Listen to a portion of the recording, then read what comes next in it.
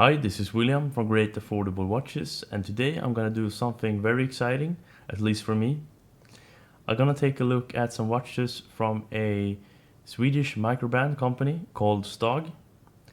As a Swede myself, I find it very fun to have another Swedish watch brand, because there are not many of them yet. So let's get into the unboxing and get some first impressions of the watch.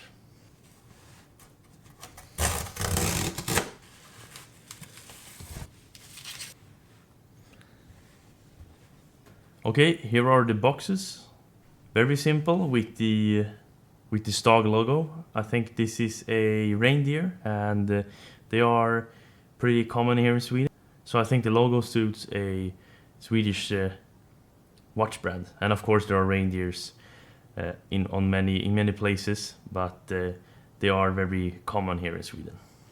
The box is quite nice, and it is pretty small and compact, and it was pretty hard to open the box. It's no real way to open it, but other than that, I think the logo is nicely done here, and it's very clean and very simple. And I think the presentation was quite good. Nothing spectacular. A very minimalistic and very simple.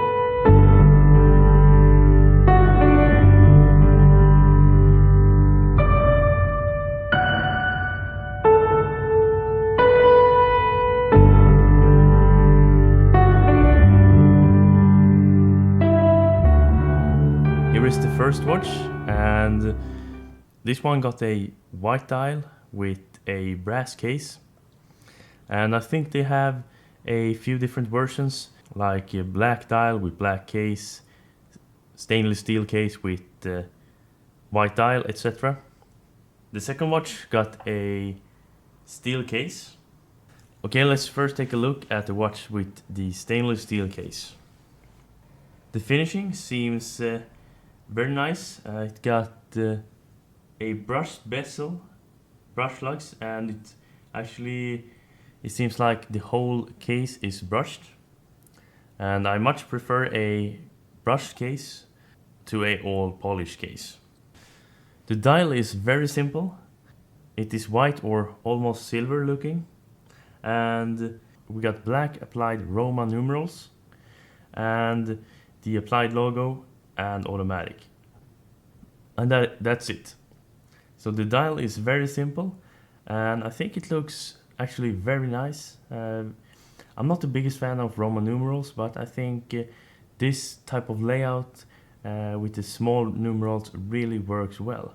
And the black hands looks great, and I must say I'm a big fan of the logo. It is actually very good looking. Okay, let's go through some specifications. The case size is 40 millimeters. It got sapphire crystal, is water resistant down to 10 ATM. The movement in this watch is the Miura 8257, and it's an automatic movement with manual winding. So it's a pretty basic movement. I would have preferred a Miura 1950 movement, but it's a decent movement. It's very robust. It's very reliable, and it's basically a proven workhorse movement like the Seiko 7S15. This Miura movement have been around for a very long time, so it's a great movement, but I wish they'd gone for the Miura 1915 instead. But nonetheless, it's a great movement, as I said, and what I really like about this watch and my first impression are that the dial is really good looking, and I must say I love the logo. As I said before, I think the logo is extremely good looking, and the black hands, it's not really common with this type of colored hands, and I must say I really like it. And together with the brushed case, I think it looks very classy, but also very, I'm not sure how to put it, but stealthy or very understated, which I really like.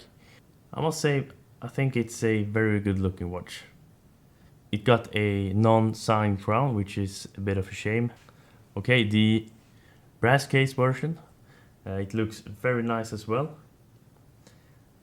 I prefer a stainless steel case, but this one looks very nice, and it got a very nice tone of brass. I must say, I really think the finishing on the case is very nice, and I should say the brushing is very nicely done. And the same here, it basically got the same dial as the stainless steel one. I'm not entirely sure why they chosen to have applied numerals on this dial and painted numerals on this one. Maybe it's a prototype thing, and I do prefer the applied numerals. I think it looks a bit better, but I'm not sure why they have taken this route. But nonetheless, the dials on either models look good, but I think this one looks a bit better. And of course, I'm gonna try them on. So let's start with the stainless steel case version. Here it is, and I must say it wears quite well. It's a bit tall, but it doesn't feel that thick on the wrists. And as usual with Seiko or Citizen Miura movements, they tend to be a bit thicker than some Swiss movements, unfortunately. But as I said, they are very robust and reliable movements, so they are not bad in any way. And I must say, I think this watch sits quite nicely on the wrist. I think the lugs are a bit long, but other than that, I think they curve towards the wrist very nicely, so it doesn't wear that big. I would prefer it a bit smaller, but it's not that big, so I'm not complaining that much. As I said before, I think the dial looks very nice, and I'm a big fan of the logo. Great job on that. I think it's just a very nice and very unique looking logo, and I'm always a big fan of a nice applied logo. When it comes to the design, I think they really have succeeded with it. I think it looks really nice. As I said, the movement could have been a bit more interesting, and it's a pretty thick watch, I guess. It says 10 millimeters, but I think it's a bit thicker at 12 millimeters. So it's a bit thicker than they specify, but it's still not the thickest watch. And watches with Seiko or Citizen, except the new Miura 1950, tend to be a bit thicker. But as I said before, I think the watch seems like a great first watch from Stag, and I'm quite impressed by the finishing on the case, and especially the dial. I think the dial looks great with the applied markers and the very, very clean and simple look.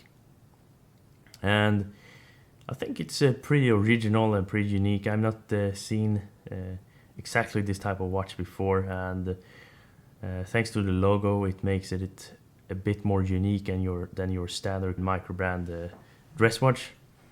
So I'm quite impressed, and it's gonna be very interesting to do a full review in the future and see how the watch holds up.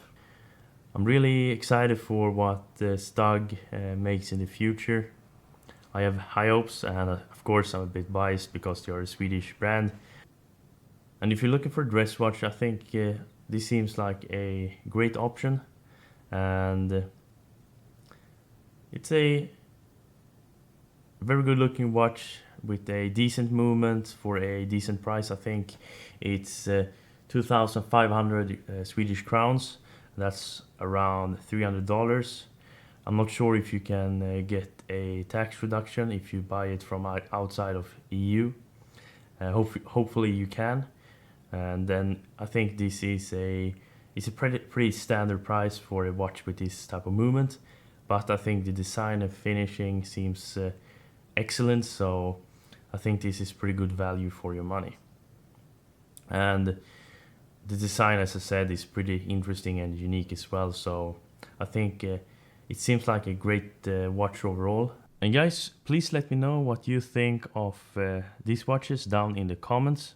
It will be very interesting to see what your opinions are on these watches, and especially what you think of the logo, because I'm a big fan, and it would be very interesting as well to hear what you think of the very special and very unique logo. So leave your opinions down in the comment section.